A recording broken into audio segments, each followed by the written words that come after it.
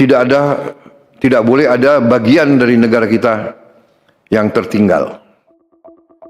Papua kini berada dalam radar utama Presiden Republik Indonesia Prabowo Subianto.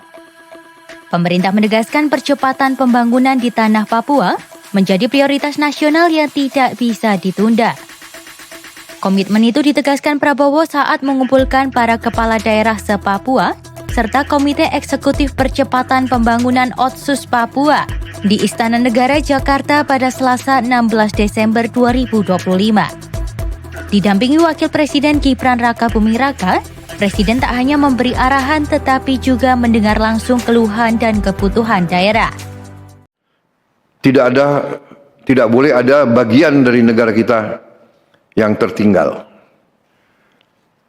Setiap daerah, setiap provinsi, setiap kabupaten, setiap kota harus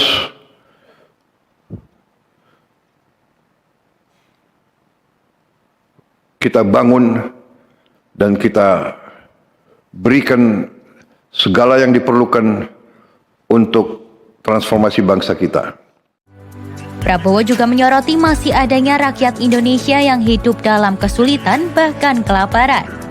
Ia menilai persoalan utama bukan kekurangan sumber daya, melainkan masalah pemerataan dan tata kelola. Karena itu, Kepala Negara menekankan pentingnya pengelolaan kekayaan alam secara jujur, bijak, dan profesional, agar manfaatnya benar-benar dirasakan rakyat termasuk masyarakat Papua. Fokus berikutnya diarahkan pada pembangunan fisik dan ekonomi Papua.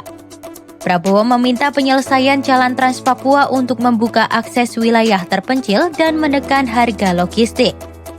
Selain itu, pembangunan fasilitas umum, ketahanan pangan, serta pengembangan food estate di Papua diminta menjadi prioritas utama. Tak hanya pangan, Prabowo juga menargetkan Papua menuju swasembada energi. Ia mendorong pemanfaatan potensi lokal melalui penanaman kelapa sawit untuk bahan bakar nabati, serta tebu dan singkong untuk produksi etanol. Dan juga nanti kita berharap di daerah Papua pun harus ditanam kelapa sawit supaya bisa menghasilkan juga BBM dari kelapa sawit. Dalam 5 tahun ke depan, Prabowo berharap setiap daerah di Indonesia termasuk Papua mampu berdiri di atas kaki sendiri dalam hal pangan dan energi. Pemanfaatan energi terbarukan juga masuk agenda besar. Presiden meminta optimalisasi tenaga surya dan tenaga air yang dinilai semakin terjangkau dan cocok untuk wilayah terpencil Papua, sehingga ketergantungan pada distribusi BBM dari luar daerah bisa dikurangi. Perhatian Prabowo juga tertuju pada masa depan anak-anak di Papua. Presiden menargetkan 2.500 satuan pelayanan pemenuhan gizi atau dapur makan bergizi gratis di Papua sudah beroperasi penuh paling lambat 17 Agustus 2026. Saat ini, baru ratusan dapur yang berjalan dengan ratusan ribu penerima manfaat. Yang jelas kita berharap 17 Agustus 2026 untuk Papua semua 2.500 SPPG sudah berfungsi. Di sektor pendidikan, Prabowo menanggapi serius kabar adanya sekitar 700.000 anak Papua yang tidak bersekolah.